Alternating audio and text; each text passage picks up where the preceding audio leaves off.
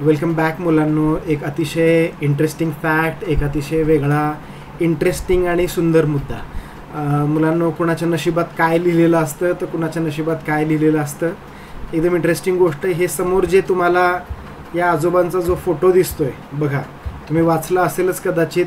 Remember दिस, हे लक्षात ठेवा, नेहमी लक्षात ठेवा.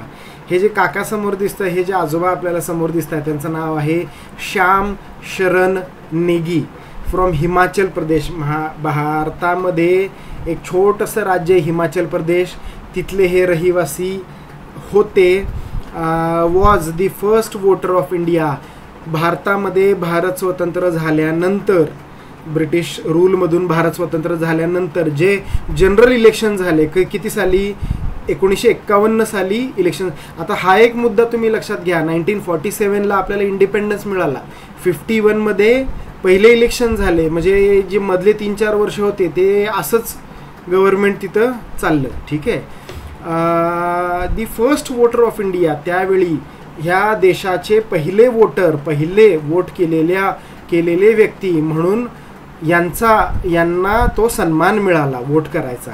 ही exercised his right to vote on 25 October 1951 in Lok Sabha election. ज्यावेळी जे विद्यमान पंतप्रधान होते पंडित जवाहरलाल नेहरू, तेच पुन्हा एकदा निवडून आले होते. ठीक आहे. यांच्याबद्दल एक छोटासा मी एक जस्ट गुगल केलं तर एक छान माहिती समजते. ह्यांचा जन्म झाला मुलांनो 1 जुलै 1917 साली, म्हणजे ज्यावेळी इंडियावर ब्रिटिश रूल होता. आणि यांनी 1917 सालचा जन्म आहे. आणि 1951 यांनी पहिल्यांदा वोट दिलं. त्यावेळी हे 34 इयर्स ओल्ड होते, 34 वर्षांचे होते जेव्हा यांनी पहिला वोट दिलं. बाय प्रोफेशन ते एक स्कूल टीचर होते आमच्यासारखे. आणि एक रुखरुख लागून राहिलेली गोष्ट मुलांनो, 5 नोव्हेंबर 2022 त्यांची डेथ झाली. 2 वर्ष जर अजून जगले असते, 2 वर्ष, तर लोकसभेचं हे जे इलेक्शन होतं, 16वी लोकसभा जी होती 2024 ज्यामध्ये नरेंद्र मोदी भारतीय जनता पार्टी तिसऱ्यांदा निवडून आली आणि नरेंद्र मोदी तिसऱ्यांदा प्राईम मिनिस्टर बनले. तर हे श्याम शरण नेगी जर अजून 2 वर्ष जगले असते तर त्यांना त्याही इलेक्शनमध्ये वोट देता आलं असतं. पण त्यांचं एज ऑलरेडीच खूप होतं.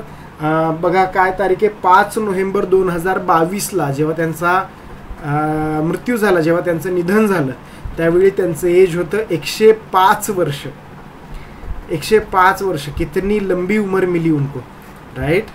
चला, तर ही एक इंटरेस्टिंग फॅक्ट होती. लक्षात असलं पाहिजे. एक काय म्हणतात ते जनरल नॉलेज म्हणून या गोष्टी आपल्याला माहिती असल्या पाहिजे. ठीक आहे. व्हिडिओ, आय होप तुम्ही व्हिडिओ बघत असाल, मित्रमैत्रिणींना सजेस्ट करत असाल.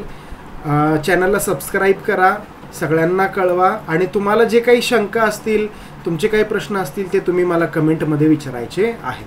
ठीक आहे. चला, तोपर्यंत tata, bye bye, see you in the next video.